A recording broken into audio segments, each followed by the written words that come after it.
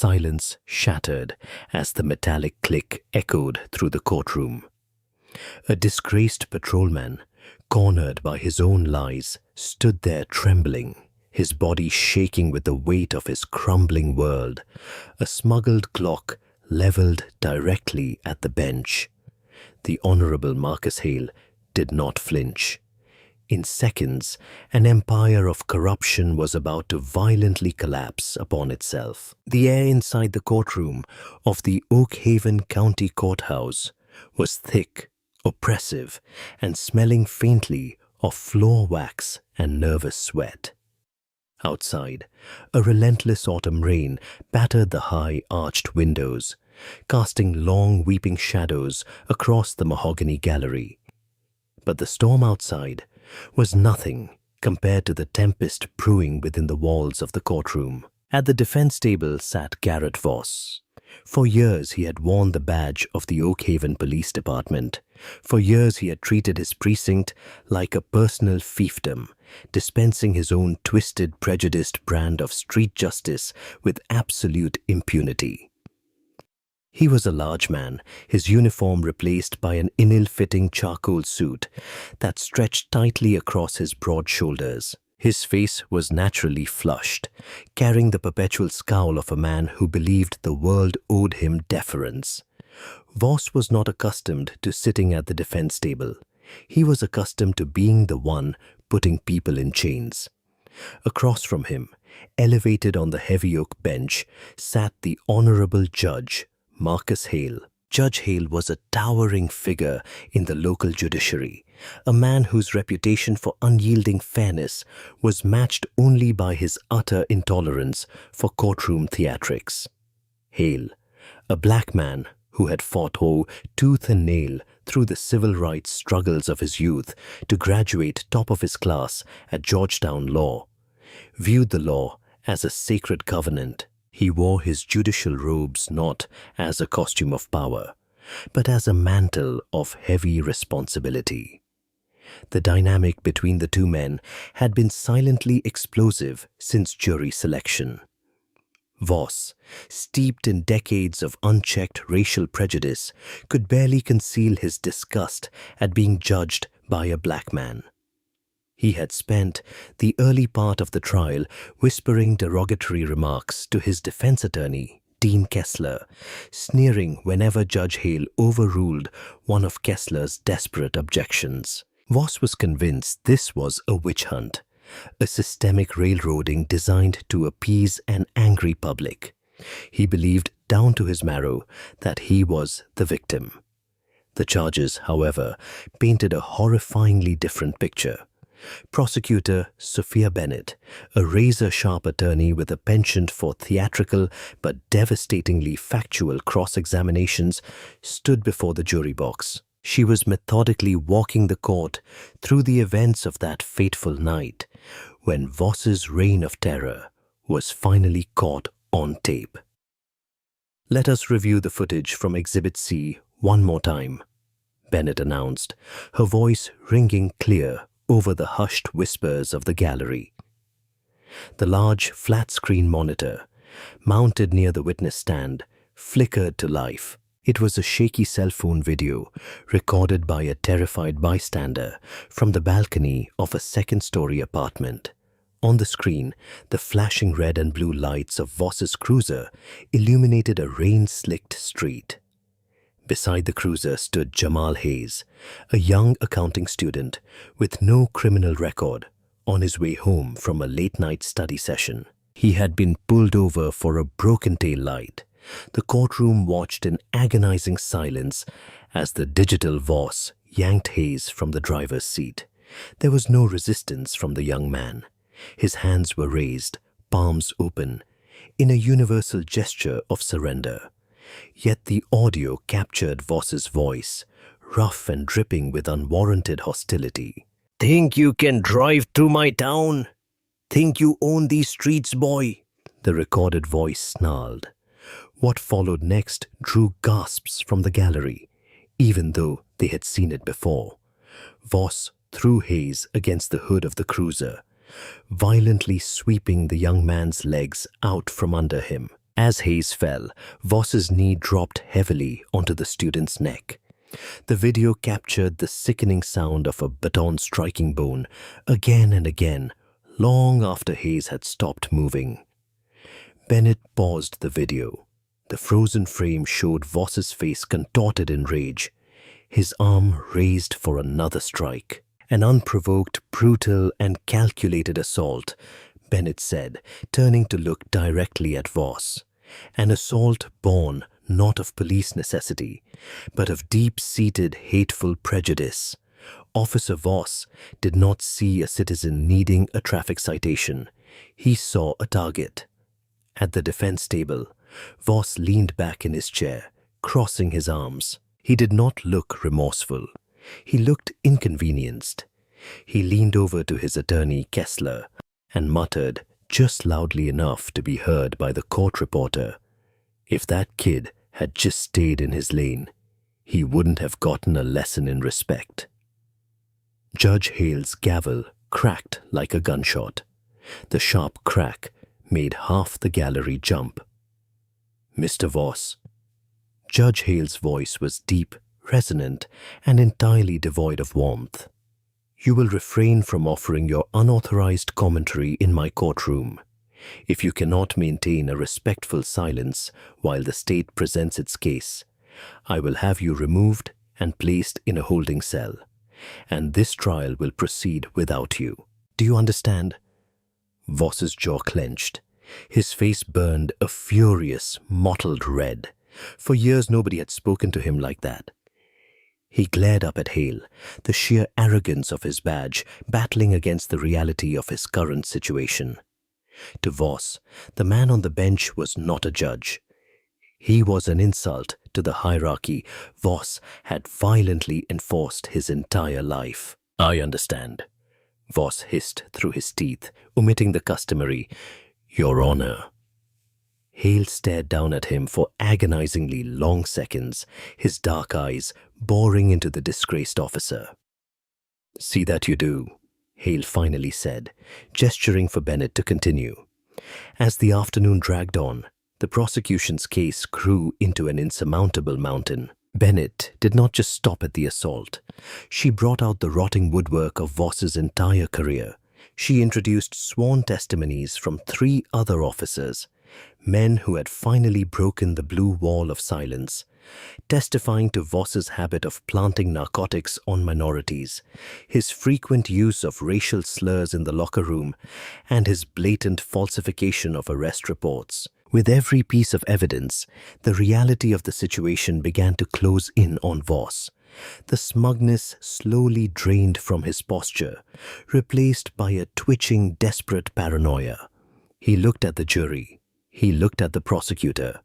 And finally, his eyes locked onto Judge Hale. In Voss's warped, racist reality, this was all Hale's doing. Hale was the orchestrator of his downfall, the man who was going to take away his freedom, his pension, and his power. The session ended, but the tension in the room remained thick enough to choke on.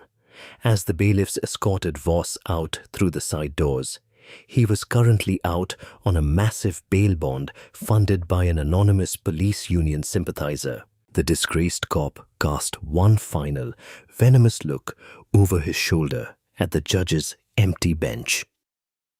A dangerous, unhinged thought was beginning to crystallize in his desperate mind. He was not going to let this court take his life away. He was not going to submit. As the trial progressed toward its closing stages, the air in Oakhaven was crisp, but inside the courthouse, the temperature felt like it was boiling over. The defense's case had been a spectacular disaster. Dean Kessler, a competent lawyer on his best days, looked utterly defeated.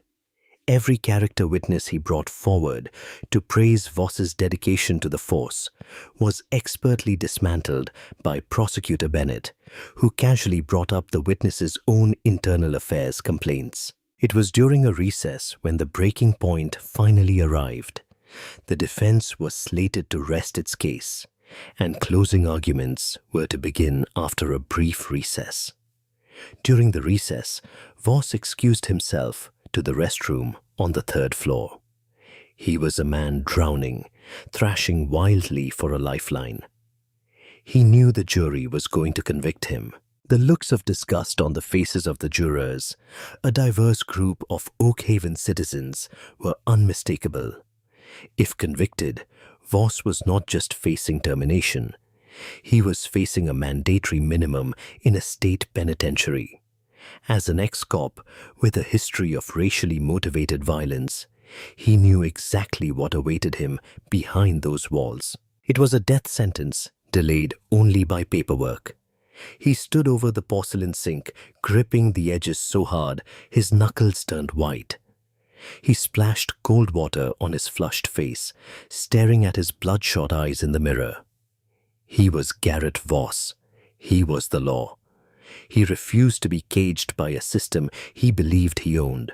The restroom door clicked shut, and the deadbolt slid into place. Voss turned sharply. Standing by the door was Deputy Carlos Mendoza.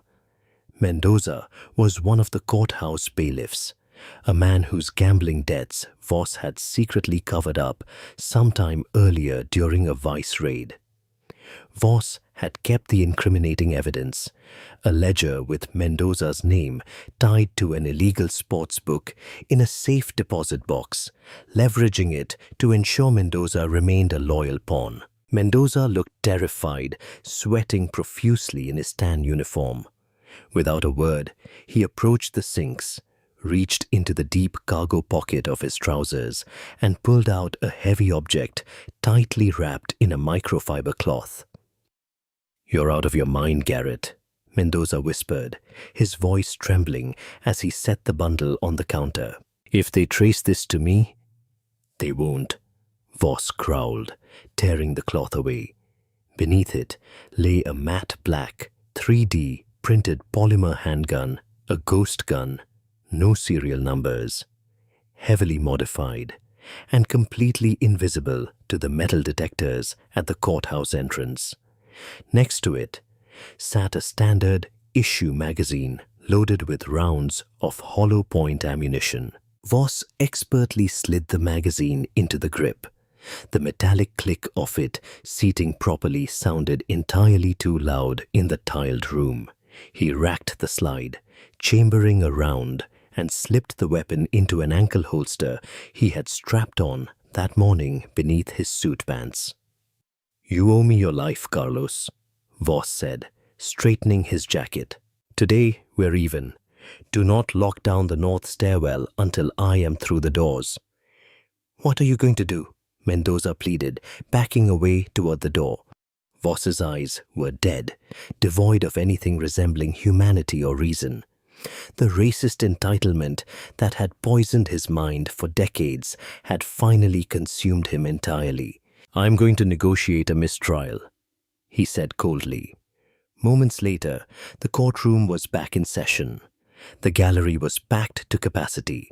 Jamal Hayes' family sat in the front row, holding hands, bracing themselves for the final stretch of their long nightmare. Judge Hale emerged from his chambers, his face a mask of judicial stoicism. "Please be seated," he instructed as the bailiff called the room to order. "Mr. Kessler, does the defense have any further witnesses to call?" Dean Kessler stood up, buttoning his jacket with trembling fingers. He glanced nervously at Voss, who was sitting unnaturally still. "No, Your Honor. The defense rests." "Very well." Judge Hale nodded. "The state may begin its closing. I have something to say." The voice cut through the silence like a chainsaw. It was Voss.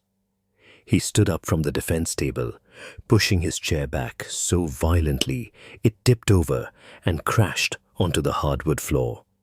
Kessler grabbed his client's arm. "Garrett, sit down. Shut up," he hissed. Voss roughly shoved his lawyer away, sending Kessler stumbling into the banister. The gallery gasped. Two bailiffs standing near the doors immediately tensed, their hands dropping to their utility belts. "Mr. Voss," Judge Hale said, his voice rising in volume and authority, "You are out of order. Sit down immediately, or you will be placed in restraints." "I'm not sitting down for you." Voss spat, his face twisting into an ugly, hateful sneer. He stepped away from the table, moving into the open space of the well between the tables and the bench. "I spent years bleeding for this city, keeping the garbage off the streets, and you bring me in here to be judged by someone like you?" The blatant, venomous racism in his tone sent a shockwave of horror through the room. Prosecutor Bennett jumped to her feet. "Objection, Your Honor. Bailiff, restrain him. I am the one who protects this city." Voss roared, completely unhinged, his breathing heavy and ragged. "You think a suit and a gavel makes you better than me? You think you can throw me in a cage?" Judge Hale did not reach for his gavel. He did not yell. He sat perfectly still, radiating an absolute, unyielding authority. He locked eyes with the spiraling former officer.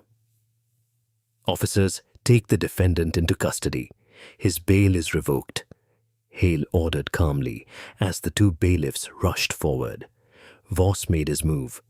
It was terrifyingly fast muscle memory from a career of drawing weapons in high-stress situations. He dropped to one knee, ripped the ghost gun from his ankle holster, and sprang back to his feet. Screams erupted from the gallery. Pure, unadulterated panic tore through the room as people threw themselves to the floor, scrambling under the heavy wooden pews. Jamal Hayes' mother wailed, shielded by her husband. Prosecutor Bennett dove behind the prosecution table. "Back off!" Voss bellowed, aiming the weapon wildly at the approaching bailiffs. "Back the hell off, or I'll kill everyone in this room." The bailiffs froze, their own weapons half drawn. They were trapped in a horrifying tactical nightmare. Voss was standing in the center of a crowded room. A shootout would inevitably result in massive civilian casualties. Breathing heavily, Voss slowly pivoted, his hands trembling slightly until the black muzzle of the ghost gun was pointed directly at the highest point in the room. He aimed the gun directly at Judge Marcus Hale's chest. "Mistrial," Voss demanded, his voice cracking with manic desperation. He was sweating profusely, a desperate animal backed into a corner of his own making. "Declare a mistrial right now. Clear my record and order them to let me walk out of that door, or I blow a hole right through you." The silence that fell over the courtroom was absolute, suffocating, and terrifying. The only sound was the heavy, frantic breathing of Garrett Voss and the relentless patter of the rain against the glass outside. Every eye in the room, terrified and wide, shifted from the crazed gunman to the black judge on the bench. Judge Hale sat there, the barrel of a loaded gun pointed squarely at his heart. He did not duck. He did not raise his hands. He did not beg. He looked at the gun, and then he looked up, meeting Voss's wild, hateful eyes with an expression of profound, crushing pity. "You are a coward, Garrett," Hale said softly, the words echoing loudly in the silent room. The word hung in the air, heavier than the oppressive humidity of the stormy afternoon. "Coward!" It echoed off the mahogany paneling and the high vaulted ceilings of the courtroom. Garrett Voss's eyes widened, the whites flashing like a cornered animal's. The ghost gun in his hand trembled, the black polymer sight wavering just inches from Judge Marcus Hale's chest. For years, Voss had ruled the asphalt of Oakhaven with an iron fist and a steel baton. He was used to fear. He thrived on the terrified compliance of the people he pulled over in the dead of night. He expected Judge Hale to cower, to beg, to suddenly realize that the legal system was nothing compared to the raw, visceral power of a loaded firearm. Instead, He found himself staring into the eyes of a man who possessed a quiet, terrifying fortitude. "Shut up," Voss rasped, his voice losing its booming, authoritative edge, replaced by a frantic, breathless hiss. "Shut your mouth. You don't know anything about me. You don't know what it takes to police those streets. You sit up here in your robes judging me. I am the thin blue line. You are a thug who found a uniform to hide behind." Judge Hale replied, his voice a steady, resonant baritone that carried easily across the paralyzed courtroom. He did not break eye contact. He did not shift his weight in his high-backed leather chair. "You look at me, Mr. Voss, and you do not see a judge. You see a black man who dared to hold you accountable. Your hatred has blinded you to reality, and right now, the reality is that you are standing in a court of law, threatening a public servant and ensuring that you will never breathe free air again." Beneath the prosecution table, Sophia Bennett pressed her hand over her mouth to stifle a gasp.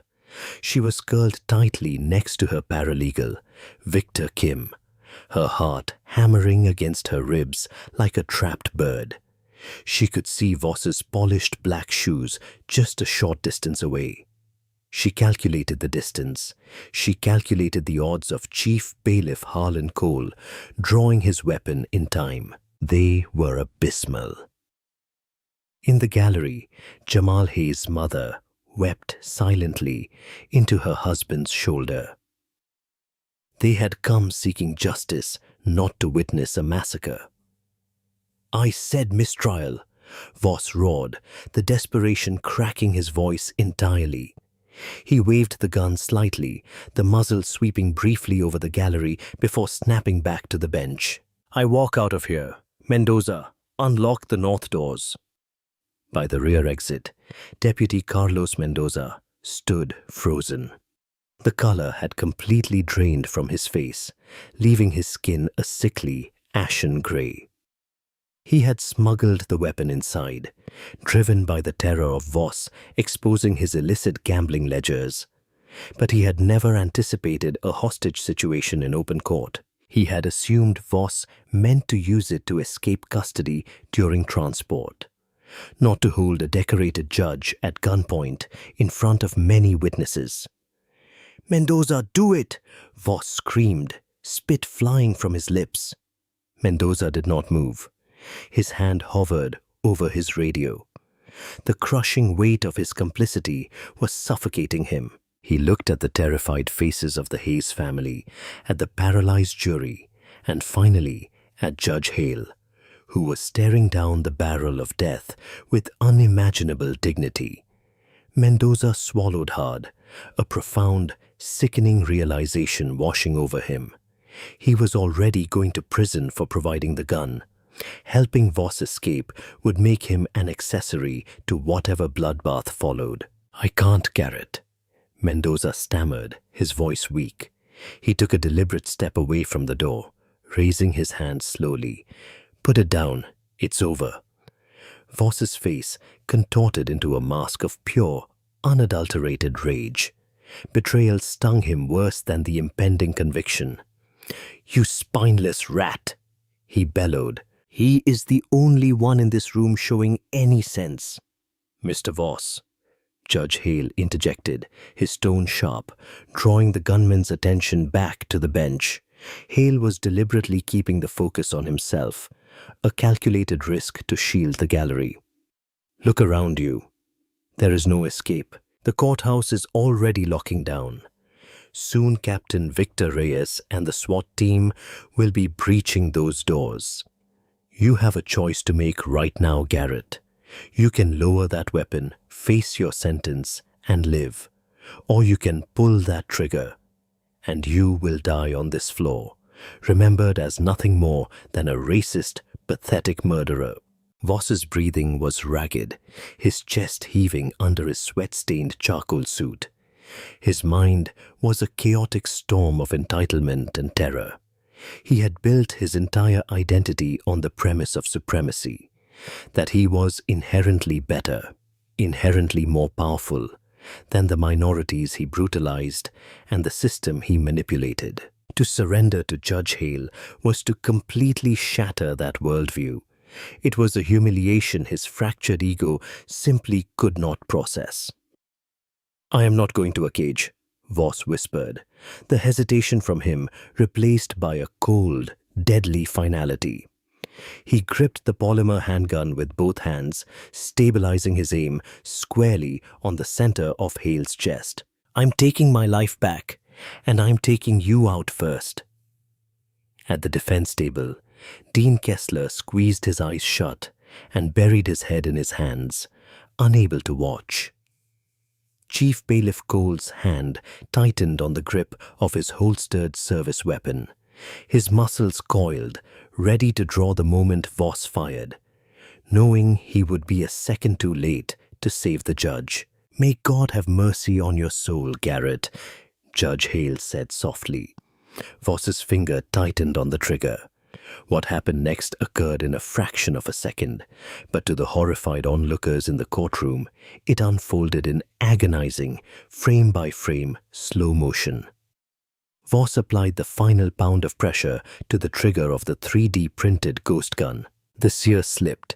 The striker flew forward, slamming into the primer of the hollow point cartridge resting in the chamber. The chemical reaction was instantaneous. The gunpowder ignited, expanding rapidly into highly pressurized gas, desperate to push the heavy lead bullet down the barrel. But there was a fatal flaw. When Deputy Mendoza had acquired the ghost gun from a shady underground fabricator in the city's East End, he had not cared about quality control. He had bought it cheap and fast.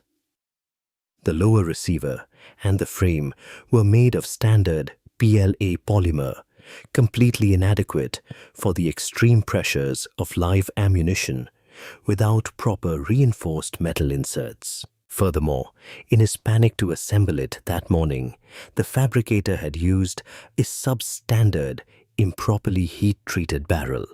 Instead of the bullet propelling forward, the immense pressure of the ignited gunpowder sought the path of least resistance. The cheap metal of the breech cracked instantly. A deafening, catastrophic boom echoed through the courtroom, significantly louder and distinctly different from a normal gunshot. It was the sound of an explosion. Voss did not shoot Judge Hale. The gun detonated like a fragmentation grenade inside his own grip. The polymer frame violently shattered into jagged razor-sharp pieces of black shrapnel. The slide ripped backward, not on its rails, but completely off the frame, tearing through the webbing of Voss's right hand. The immense kinetic energy of the out-of-battery detonation obliterated his fingers and shattered his wrist, sending a sickening spray of crimson across the prosecution table and the polished oak floor. Voss did not even have time to register the sound before the agonizing, white-hot pain registered in his brain. He let out a primal, blood-curdling shriek, a sound devoid of all the arrogant bravado he had wielded for years. He stumbled backward, his left hand instinctively grabbing his mangled, smoking right stump. The force of the blast had thrown him off balance, and his polished shoes slipped on the slick hardwood. Before Voss even hit the ground, Chief Bailiff Cole was moving. Cole vaulted over the wooden partition separating the well from the gallery, his heavy boots slamming onto the floor. He did not bother drawing his weapon. The threat was already neutralized by its own flawed design. Cole tackled the screaming former officer to the ground, pinning him under his substantial frame. "Don't move! Do not move!" Cole roared, driving his knee sharply into the small of Voss's back, securing him to the floor. Chaos erupted. The paralytic shock that had gripped the courtroom shattered. People screamed, some scrambling for the doors, others remaining huddled under the pews. Sophia Bennett cautiously peered over the edge of her table, her eyes widening at the gruesome sight of Voss writhing on the floor, weeping uncontrollably as blood pooled around him. "Call for medics. Get an ambulance up here now." Cole yelled to the other bailiffs, who were rushing forward to assist in subduing the frantic, mutilated man. Deputy Mendoza, still standing by the north doors, dropped to his knees, burying his face in his hands, sobbing violently as the gravity of his actions and the horrifying conclusion crashed down upon him. Through it all, Judge Marcus Hale remained seated. He slowly exhaled a breath he had not realized he was holding. He looked down at the chaos unfolding in the well of his courtroom. His expression was not one of triumph or vindication, but of profound solemnity. The universe had delivered a brutally poetic verdict before the jury even had the chance to deliberate. The hands that had so freely dispensed violence, the fists that had beaten Jamal Hayes and countless others under the dark cover of a corrupted badge, had been permanently and violently destroyed by the very instrument Voss had chosen to cement his violent legacy. "Court is in recess," Judge Hale announced, his voice remarkably steady, despite the adrenaline coursing through his veins. He picked up his wooden gavel. He did not bang it. He simply set it down gently beside his microphone. Quickly, the heavy double doors of the courtroom burst open. Captain Victor Reyes and heavily armored officers from the Oakhaven SWAT team flooded the room, their assault rifles raised, sweeping the area. They found no active shooter. They found only a dismantled, sobbing, broken man pinned to the floor, his career, his power, and his physical agency utterly obliterated. Paramedics rushed in behind the tactical team, pushing past the stunned gallery members. They shoved past Dean Kessler, who was leaning against the wall, hyperventilating. They surrounded Voss, applying a rapid tourniquet to his shattered arm to stem the massive arterial bleeding. Voss's eyes, glazed with shock and excruciating pain, darted wildly around the room. The superiority complex had been completely burned away, leaving nothing but a terrified, pathetic shell of a man. As the paramedics hoisted him onto a gurney, his fading gaze locked one final time with Judge Hale. Hale stood up slowly from the bench, his black robes flowing around him. He looked down at the bleeding, broken racist who had just tried to murder him. Hale did not sneer. He did not offer a parting insult. He simply looked at him with the cold, objective gaze of justice, finally achieved. Karma had not just knocked on Garrett Voss's door. It had kicked it off the hinges, armed with a catastrophic reality check. The system he despised had outlasted him. The judge he looked down upon stood unharmed, a pillar of the law, while Voss was carted away, a mutilated prisoner, bound for the very cages he had so gleefully sent others to. The chaotic symphony of sirens eventually faded from the streets surrounding the Oakhaven County courthouse. But the shockwave of what had transpired in the courtroom was permanent.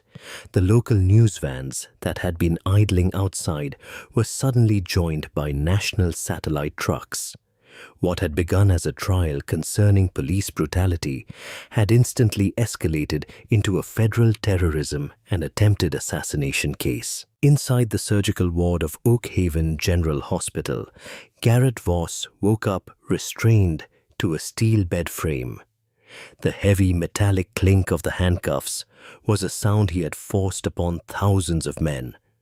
But feeling the cold steel bite into his own left wrist sent a nauseating jolt of panic through his chest. He tried to move his right arm to rub his face. Nothing happened. Panic seized him. Voss looked down and saw a thick white stump, heavily wrapped in sterile gauze, ending abruptly just below where his wrist used to be. The catastrophic explosion of the ghost gun had not just shattered his hand. The damage to his radial artery and the sheer fragmentation of the polymer had forced trauma surgeons to perform an emergency below-the-elbow amputation to save his life. The man who had built his entire identity on physical intimidation, who had wielded his nightstick and service weapon as instruments of absolute racial terror, was now permanently disarmed. The psychological devastation was instantaneous. He wept, a hollow, wretched sound that echoed off the sterile walls of his heavily guarded hospital room. There was no sympathy from the 2 United States Marshals stationed at his door. They simply watched him break, their expressions stoic and unpitying. The dominoes of Voss's corrupt empire fell with breathtaking speed. Deputy Carlos Mendoza, utterly broken by his own complicity, did not wait for an interrogation. He immediately signed a full confession with the district attorney, detailing not only how he smuggled the weapon, but also handing over the hidden ledgers that exposed Voss's years of blackmail and evidence tampering. Mendoza was sentenced to a term in a medium-security facility for his role in the courtroom disaster. But for Voss, local charges were no longer the primary concern. The Department of Justice took over. Assistant United States Attorney Naomi Fletcher, a prosecutor known for her ruthless dismantling of corrupt officials, filed a superseding indictment. Voss faced federal charges for the deprivation of Jamal Hayes' civil rights, witness tampering, extortion, and the attempted murder of a federal judicial officer, as Judge Hale had been cross-sworn to hear federal civil rights complaints for the district. Months later, the remnants of Garrett Voss stood in federal court for sentencing. The setting was different, but the man on the bench was the same. Judge Marcus Hale had specifically requested to preside over the sentencing, a motion the Federal Appellate Circuit approved. Voss was practically unrecognizable. The imposing, broad-shouldered predator in the charcoal suit was gone. In his place stood an aged, hollowed-out shell of a man swallowed by a shapeless, bright orange prison jumpsuit. His hair had thinned and turned entirely white. Without his right hand, his posture was permanently slumped, his balance physically and spiritually ruined. He kept his eyes glued to the floor, unable to meet the gaze of the packed gallery. In the front row sat Jamal Hayes, fully recovered from the beating, flanked by his parents. Next to them sat prosecutor Sophia Bennett, who had successfully secured a historic civil settlement for the Hayes family from the city of Oakhaven. "Mr. Voss," Judge Hale's voice boomed through the federal courtroom, lacking any trace of the fear Voss had desperately tried to instill in him months prior. "You stand before this court not as a guardian of the peace, but as its most cowardly adversary. You used the sacred trust of a police badge to wage a personal, racially motivated war against the very citizens you were sworn to protect." Voss flinched at the words, the stump of his right arm twitching nervously against his side. "When the law finally cornered you," Hale continued, his dark eyes piercing through the disgraced officer, "you did not face your judgment like a man. You attempted to murder the judicial process itself, but the universe, in its profound and poetic wisdom, disarmed you. It stripped you of the very tools you used to terrorize this community." Judge Hale leaned forward, steepling his fingers. "The law is blind, Mr. Voss, but karma is not. I sentence you to life in federal prison without the possibility of parole. You will be remanded to the custody of the Federal Bureau of Prisons immediately." The gavel struck the sounding block. It was the final nail in the coffin of Garrett Voss's life. Voss was transferred to the United States Penitentiary, Leavenworth. The transition into the sprawling, unforgiving ecosystem of federal prison was a brutal, waking nightmare for the former cop. In the outside world, his badge had been an impenetrable shield. Inside Leavenworth, his past as a dirty, racist police officer made him the ultimate target. Because of his high-profile status and the threats against his life, the warden placed him in the special housing unit, a glorified term for solitary confinement. But protective custody was not a sanctuary. It was a tomb. For most of the day, Voss sat in a cramped concrete cell. The absolute hardest blow of karma, however, was in the mundane details of his new existence. Every morning, the man who used to confidently stride through the streets of Oakhaven struggled for some time just to button his own orange jumpsuit with his one remaining trembling left hand. He struggled to open the milk cartons on his meal trays. He struggled to tie his canvas slip-on shoes. He was entirely dependent on the grudging, minimal assistance of the prison guards, men in uniform who looked at him not as a brother in blue, but as a disgusting stain on their profession. He had spent years ensuring that the minorities of Oakhaven felt helpless, small, and terrified. Now, Garrett Voss was trapped in a permanent state of helplessness. Every time he looked down at his missing limb, he was forced to relive the exact fraction of a second when his own hatred literally blew up in his face. He was a prisoner in a cell, but more agonizingly, he was a prisoner trapped within his own mutilated body, left to rot in the deafening silence of his own making. The gavel finally fell on Garrett Voss, not just in Judge Hale's courtroom, but in the grander, unforgiving court of life. Stripped of his badge, his weapon, and his dominant hand, the disgraced officer became a permanent prisoner of his own hatred. Justice is rarely a swift bullet. Often it is a slow, methodical dismantling of arrogance, leaving behind only the undeniable truth that nobody is above the law.